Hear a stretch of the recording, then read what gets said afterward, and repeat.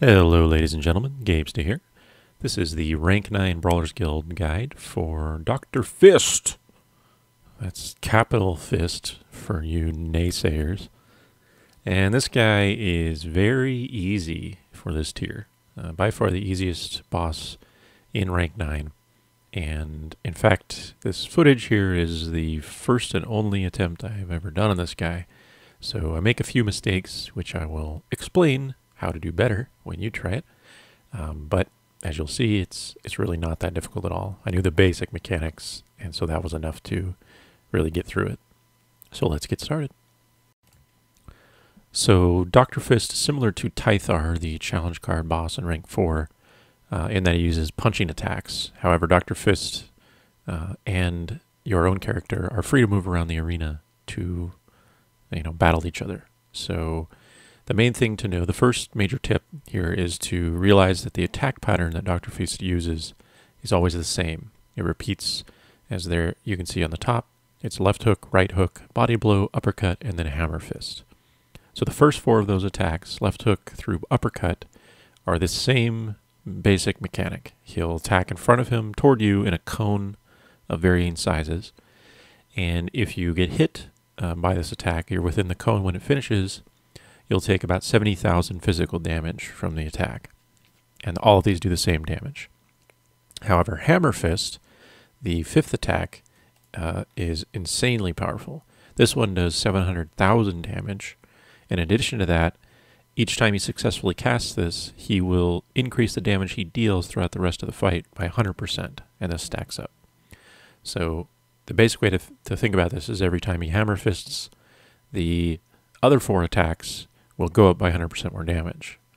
So at some point, if not right away, you cannot really afford to take those initial 4 hits, even though at the start they're only 70,000, so they're pretty minor.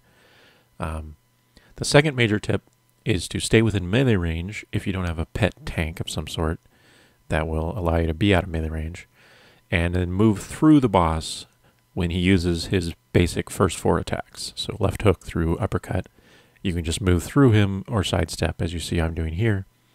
And this goes for both melee and ranged players. This is probably the easiest thing to do, again, if you don't have a pet tank that allows you to be out of range. Then the final tip, which I don't do a very good job of doing in this video, but again, this was the first attempt, is to cast stuns or disorient when he uses his hammer fist ability. So every 5th attack that he makes, which is always hammer fist, try to stun him during that cast, and this will allow you to stay within range of him and keep DPSing him, which will of course increase your overall DPS and let you, beat the berserk timer faster. So don't bother stunning any of his other attacks because you can just sidestep or move through him.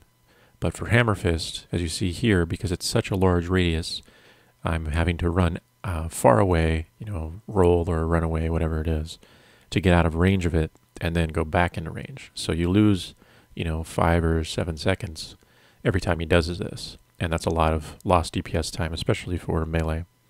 So I only realized near the end that I could actually stun him, or I remembered it. So if I was doing this properly, I would start off by stunning his first hammer fist, then stunning his second, then his third, if I have enough stuns, and so on and so forth.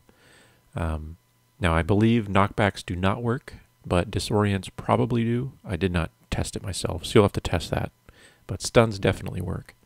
So if at all possible, stun every time he hammer fists, and then you can stay within melee range and keep DPSing him without having to move. And that's pretty much it. So just avoid every other attack and stun or get out for hammer fist. And then as long as you have the basic DPS requirement, which is going to be around 505 to 510 eye level probably, depending on your class and spec, then you should be able to get this guy down pretty easily. So that is Dr. Fist for rank 9. We're on to Uhuru, the final boss. Good luck, and thanks for watching.